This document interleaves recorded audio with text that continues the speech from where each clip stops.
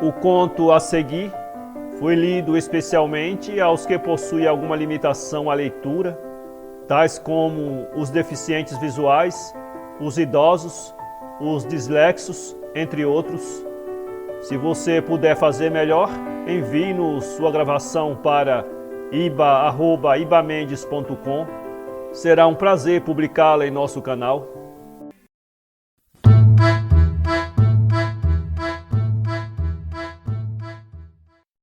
O crime do coronel, de Ranulfo Prata, voz Iba Mendes.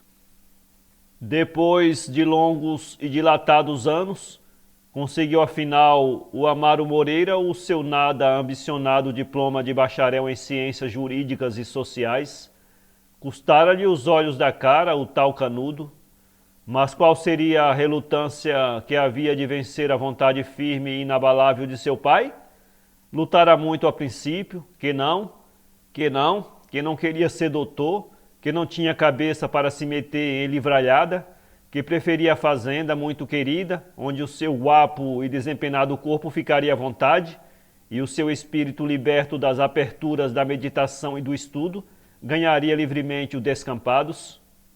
Não houve, porém, pedido nem lamúria que demovesse o coronel da realização do seu mais caro desejo, fazer o filho doutor, o seu único filho, a esperança fagueira da família. Ele que era, por assim dizer, o dono de fartura, o homem que não temia rivais políticos, num vasto círculo de dezenas de léguas, que até ali jamais fora contrariado, nem encontrara calor que fundisse o aço de sua vontade, não havia de ser em coisa tão simples que cederia. Pegou do seu filho, engasgado de soluços, e levou-o para São Paulo.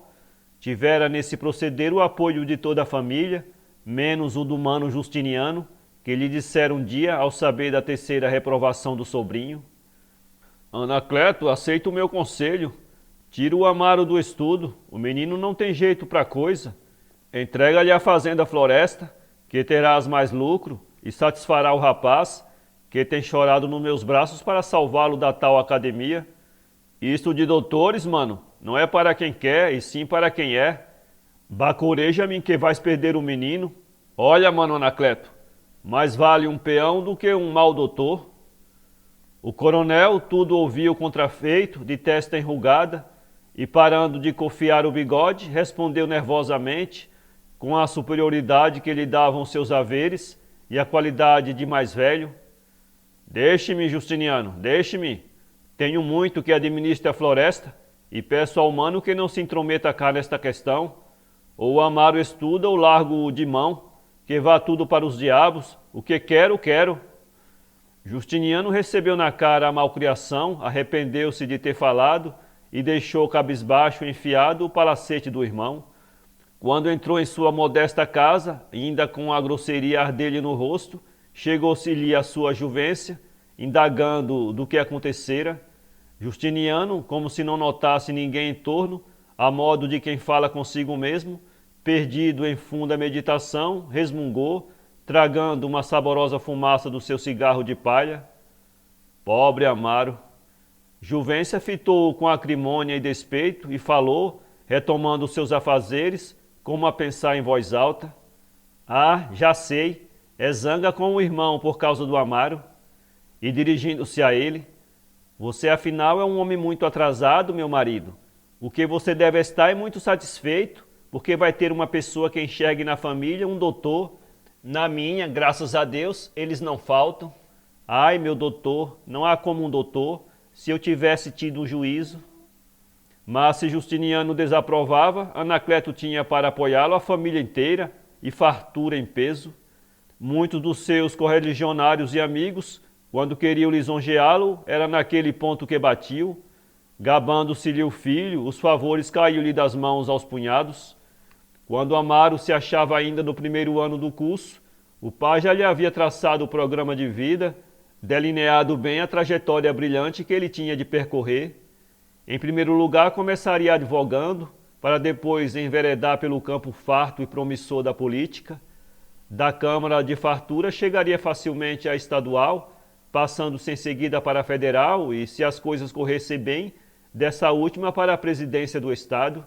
Aí então estaria de voo alçado, nada de magistratura. Que futuro podia ter um rapaz de talento metido na magistratura do interior? Viver anos e anos numa pasmaceira estúpida e de irritar? Não, nada de inércia nem de obscuridade. Olhar a vida frente a frente, com o desassombro de quem está cônscio do próprio valor e crê na certeza da vitória. Os que ouviam o coronel falar assim, de rosto aceso de alegria, o coração a pulsar forte pelo filho único e extremado, desciam as cabeças numa aprovação unânime. Merecia respeito aquela exaltação. Amaro custara muito chegar ao fim. Não tiveram números a reprovações, apesar dos empenhos com deputados amigos e de decisiva influência no magistério da capital. O pai, entretanto, que não fazia conta da demora, achando que todo o tempo era tempo, metia grandes somas nas mãos do filho, que se regalava em boas rapaziadas. Um dia estava certo, havia de tê-lo em casa, prontinho, sobraçando o canudo. Receios de ruína não os tinham, só o café que possuía em Santos daria para educar 4 amaros, afora as 2 fazendas de criar, que prendiam mais de 2.000 reses. Desse jeito tentou, pertentou e venceu, nada como a alçaprema do dinheiro. Fartura toda engalanada vibrava de entusiasmo. Acabava de chegar o senhor doutor Amaro Moreira. Houve, como sempre, o encontro, discursos, música, mesas lautas, baile, etc. Às festas não deixou de comparecer o Justiniano, que, para logo, notou a mudança que o uso do anel fizera no sobrinho.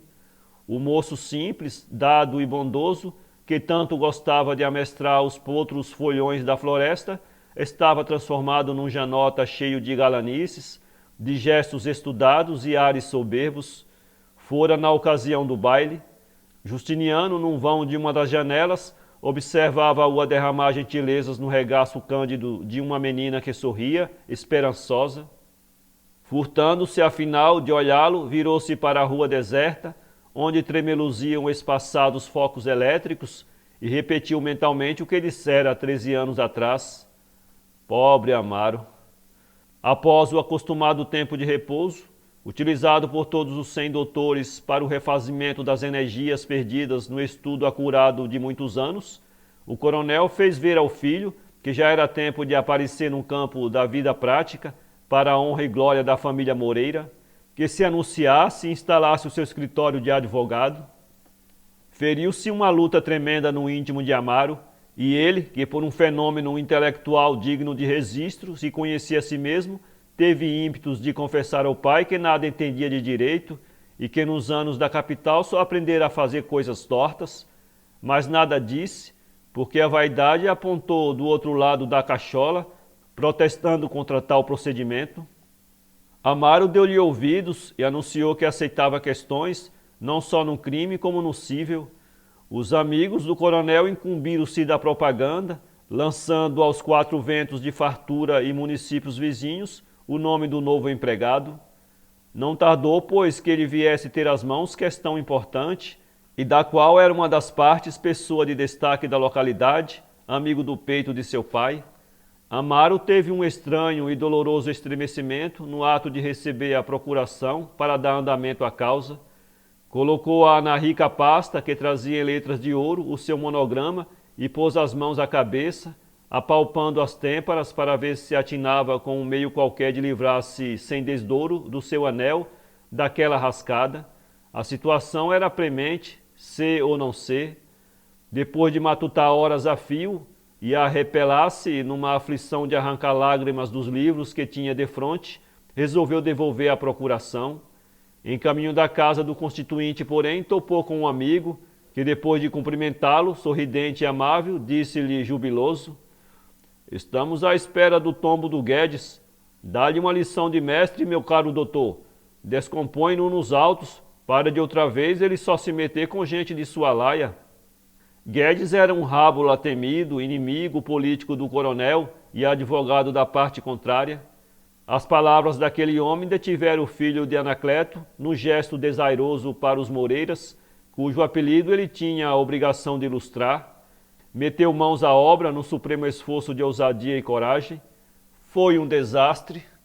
O prejuízo do seu cliente, que já se julgava garantido mesmo por aqueles que nada entendiam de leis, pois a razão estava claramente vista, foi total. Vencera o Guedes, o mulato. Diante de fracasso tão notório e escandaloso, Amário caminhou para o pai e disse-lhe com um azedume que o responsabilizava que não mais trataria de questões.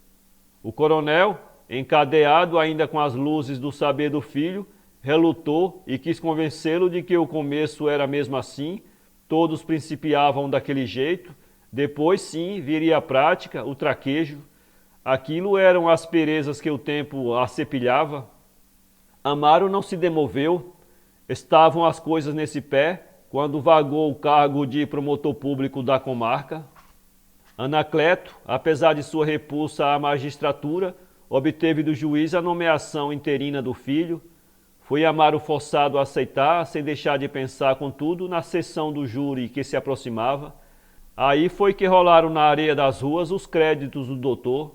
Logo no início, na primeira acusação, excitado e trêmulo, atrapalhou-se na citação dos artigos do Código e depois da leitura do libelo feito pelo seu antecessor, regolgou algumas palavras e sentou-se a suar frio. A defesa, na pessoa mulata do Guedes, ficou à vontade, conseguindo uma absolvição unânime para o réu, criminoso de morte sem justificativa. O doutor, desorientado e sentindo, queixou-se de doente, pediu demissão e viajou para a floresta. Fartura inteira comentou o caso surdamente, para que os murmúrios não ferissem os ouvidos do coronel. Os inimigos dos Moreiras rejubilaram, que era muito bem feito tudo aquilo, para diminuir um pouco o orgulho da família, que o coronel andava cego e não via que o filho não dava para coisa, etc. Cabia, porém, aos íntimos assolar o fogo sagrado do entusiasmo paterno. O próprio juiz confessou ao coronel que não pudera tomar pé no poço fundo do saber do Amário, que o batia em qualquer matéria. Com o tempo havia de ver, o moço só precisava de mais anos. Anacleto não desesperançou, deixou que os dias passassem e, trazendo afinal o filho da fazenda, quis obrigá-lo a aceitar novas acusações. Amário, desta vez, sentindo no rosto o calor das duas vergonhas que sofrera, rebelou-se, dizendo ao pai que agora só tinha na vida um desejo, era ser delegado. Essa ideia nascera ali na fazenda. Nela vira não só uma profissão compatível com os seus méritos, mas também um único meio de deixar fartura e libertar-se do predomínio do pai. O coronel, se não desaprovou nem se opôs, foi por causa do tom decidido e firme em que lhe falara o filho. Contudo, aquela resolução de Amário não lhe mataria os planos e intentos. Qualquer caminho chegaria ao mesmo fim. Antes de tudo, porém, era preciso satisfazer o rapaz. Chegou Amário a Rio Bonito, com um roldão furioso. Atrabilário e insensato, deu logo de criar medidas absurdas, interpretando mais as leis e as executando debaixo de violências. Implantou o regime da perseguição e aboliu o respeito e a deferência aos cidadãos, transformando-se em temido opressor. Rompeu com elementos diretores da política local, porfiando em demonstrar independência e autoridade. No entretanto, todos os papéis que lhe caíam nas mãos passavam logo para as do seu escrivão, que era na realidade um serventuário muito prático e entendido do ofício. O que mais aprazia ao filho do coronel Anacleto, que estudara filosofia e várias espécies de direito, era apalpar os quadris alheios em carta da arma proibida. Ele próprio executava esse serviço, fazendo deste modo uma rigorosa profilaxia do crime, que não houve dúvida deu de diminuir com tão grande carência de instrumentos. Os políticos, temendo aquele moço desabrido e sem juízo, começaram logo a trabalhar para removê-lo, mas o que faziam por um lado, o coronel desmanchava pelo outro. Quando Amário viu mesmo que o pai triunfara na luta surda e intensa, redobrou de fúria, entrando a praticar atos de se ficar pasmado, surrava pobres diabos com uma impiedade de louco ou de selvagem, prendia injustificadamente por dias e dias cidadãos pacatos e ordeiros, realizava terríveis diligências pelos distritos vizinhos, donde regressava com braçadas de armas apreendidas e o punho cansado de açoitar borrachos e rameiras reles. Rio Bonito, espumante de ódio, estribuchava sob o tacão da bota do jovem zelador da ordem pública. Certa manhã estava o coronel Anacleto no alpendre da casa da fazenda, a sorver o seu café sossegadamente, em companhia do mano Justiniano, quando lhe foi entregue um telegrama. Leu-o apressadamente e caiu para a frente, nos braços do irmão, acometido de um vágado. O despacho telegráfico chamava-o ao Rio Bonito, onde o filho, vítima de uma agressão, agonizava. Horas depois o coronel, como que alucinado, atirava-se no trem especial. Justiniano acompanhou-o. Na noite deste mesmo dia entrava, entalado de soluços, na câmara mortuária do seu desaventurado Amaro. Velavam o corpo 5 ou 6 pessoas, quase todas fardadas. Os pecados do coronel foram todos purgados naquela noite de vigília. Na manhã do dia seguinte estava trôpego e alquebrado, parecendo ter 90 anos. Sentia na boca um sabor estranho, era o coração que sangrava. Não teve forças de acompanhar o filho até o cemitério. Momentos depois do enterro, regressou à fartura, de cabeça caída sobre o peito, numa postura dolorosa de demente. No silêncio da sua casa, com os olhos entumecidos de chorar, foi que compreendeu então o erro que cometera. Caiu-lhe sobre os ombros o peso descomunal de uma grande dor, estranhamente torturante. Invadiu-lhe a alma lanhada um grande desespero, parecia ensandecer. A imagem do filho morto cercado de soldados não lhe saía dos olhos, raiados de betas sanguinolentas. Quando apareceu Justiniano, ele lançou-lhe nos braços, bradando alto e em pranto aflitivo: "Matei meu filho, Justiniano, matei o meu Amaro." E Justiniano, sem respeitar a angústia do alanceado pai, sentou-se-lhe ao lado e calmamente falou, fitando-o com dó e lástima: "Eu não te disse, Anacleto, olha, mais vale um bom peão do que um mau doutor." Para ler esse conto, acesse www.poeteiro.com.